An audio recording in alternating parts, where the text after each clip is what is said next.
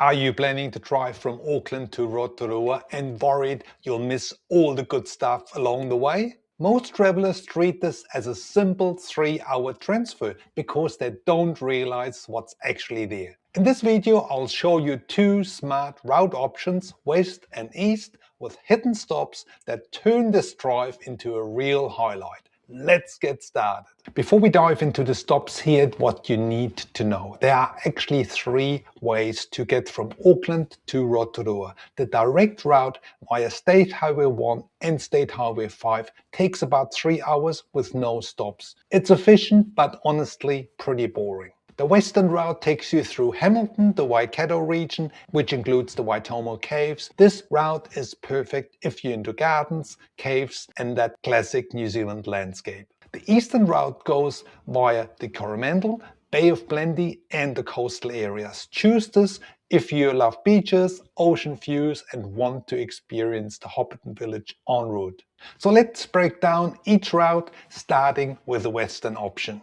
So you start driving from Auckland, and as suggested, start early in the morning so you have plenty of time. The drive between Auckland and Hamilton is a good 1.5 hours. So Google Maps, as mentioned numerous times before, are basically 10 to 15% out, so you need to calculate it on top of the Google times. So the first stop is 𝗬𝗏𝗃𝗃 Estate. As the name suggests, place where they grow tea. It's actually the only one in New Zealand. It's a lovely setting. You can actually book tours, tea tours. I would highly recommend to do this in advance. There's a bit of history about the tea plantation here, as well as there is a cafe and a restaurant you can have lunch at if you wanted to do. So that's my first suggestion, 𝗬𝗏𝗃𝗃 Estate. The next one is one of my personal favorites, is the Hamilton Garden. Doesn't that look fantastic? So the key features are here the different styles of gardens. Like here we have an Italian garden, we have a more traditional garden. You can spend around about 60-90 minutes walking through. It's free of charge. Here's a Chinese garden. There's a this is one of my favorites actually. This is the Egypt garden. So well worth a stop, Hamilton Gardens, along the way between Auckland and Rotorua. Now, before I show you the next stops on the western route, let me ask you this. Have you ever stumbled upon a place so unexpected that it completely changed your travel plans? Because that's exactly what happens to visitors at our next 2 stops. Now, something very interesting after Hamilton you could do if you're into more the remote experiences. So you could actually go over to the west coast to Raglan or to 𝗥𝗏𝗄 Beach. So these areas again are a bit more remote. So here we're looking at Raglan, as mentioned before, a bit more remote, a bit more real New Zealand. Raglan is famous for surfing, so it's one of the surfing capitals. I mean, these guys are kayaking here, but you can also do surfing. So if you have the time, hey, stop in Raglan or in 𝗥𝗏𝗄, have a quick look at 𝗥𝗏𝗄 next, but this is a much more remote, authentic New Zealand experience. So this is 𝗥𝗏𝗄 Hot Water Beach or 𝗥𝗏𝗄 Village here, a little bit further south. So look at this beach here. It's famous for its black sand. It's really an incredible sight to go there, have a night or 2 in that area and explore the kind of more forgotten parts of New Zealand. By the way, I will have all those route links, the Google links, in the description box below so you can follow them. So let's say you don't have really the time to head over to the west coast. You could go directly from Hamilton, traveling further south. And my first stop suggestion here would be the Otorohanga kiwi house. So because the kiwi birds are only active at night time, you can actually see kiwi birds here in the night house, as well as you can see different other creatures like the tuatara here. You can see the wood pigeons here, the parakeets here. So it's quite an interesting place if you're interested in birds in general. So if you continue further south and want to do one of the Waitomo caves tours, I would suggest to have a stop at Otorohanga. It's a lovely Kiwiana village with the main road going through town. There's places to have lunch, so I would recommend that. to do lunch before you actually head down to the Waitomo caves. So at Waitomo caves, there's a number of caving options you can do, from the boat option, from the walking option, from the abseiling options.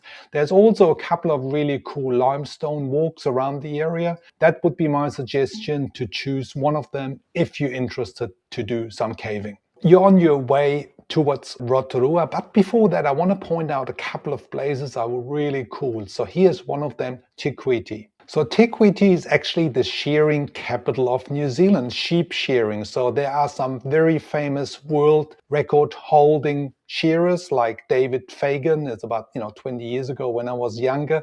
This is a really one of the heartlands of sheep shearing in New Zealand, especially on the North Island. So well worth a stop, at least having a picture here.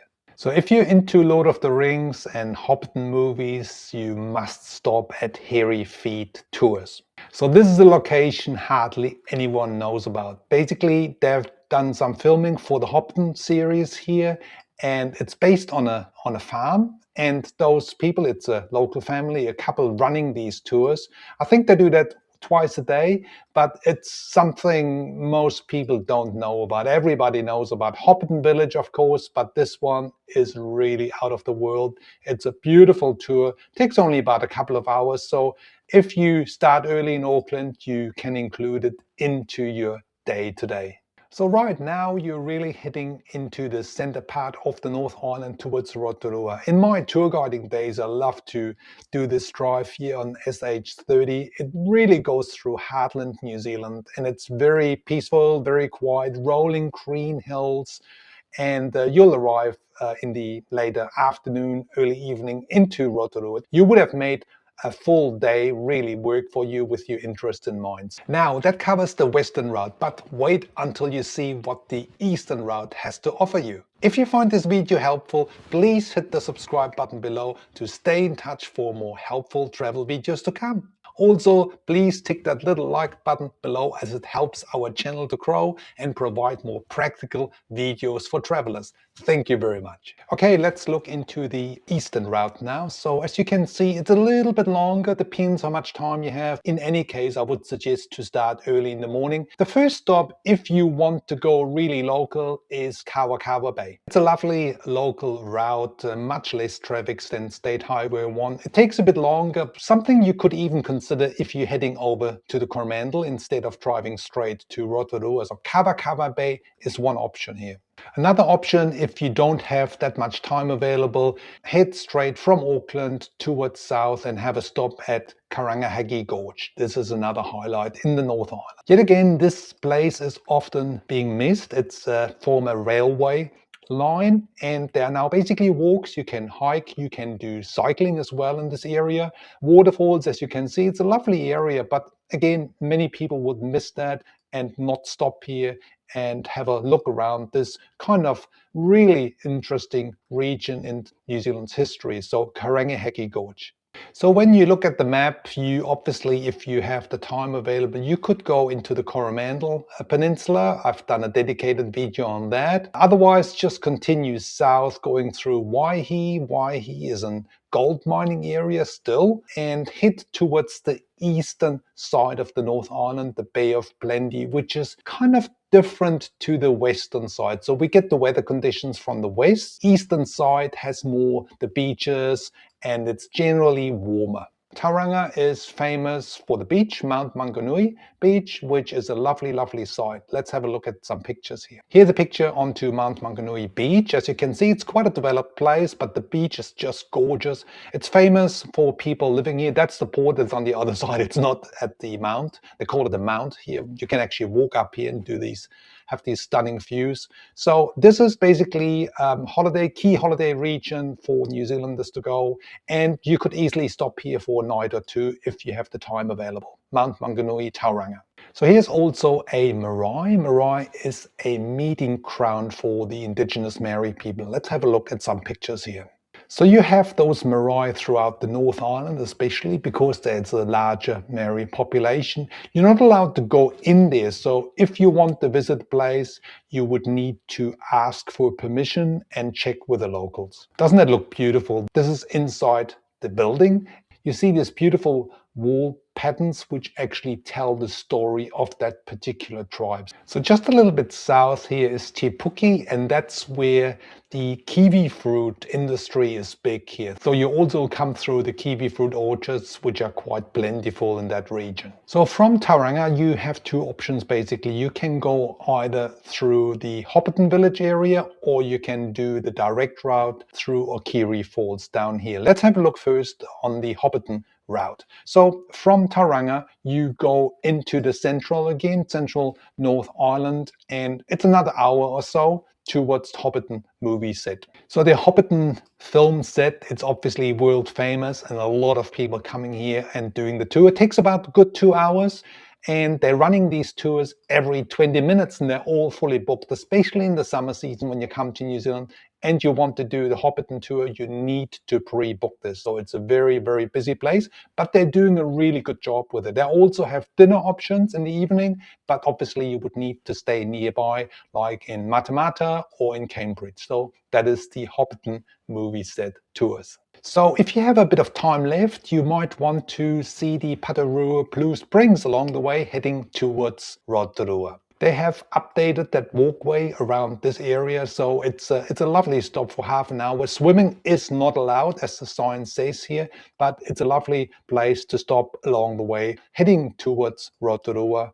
So if you're not into Hobbiton and you just want a lovely, lovely drive, then I highly recommend going down here, that SH33. I've done that in my younger days with a bicycle. It's a beautiful drive going through towards Rotorua, and you can obviously stop here at the 𝗥𝗲𝗃 Falls. So as you can see, there's no shortage of scenic spots with water and waterfalls along the way. So you really can shorten that trip from Auckland to Rotorua. Also, here's another idea. If you still want to do Hobbiton Village, a lot of travelers do actually a day trip or half-day trip from Rotorua. You can either drive yourself there. It's a good hour's drive from Rotorua to Hobbiton film set, or you could even, there's a company, they're running tours that pick you up in Rotorua and drop you off back to Rotorua. So that's another option.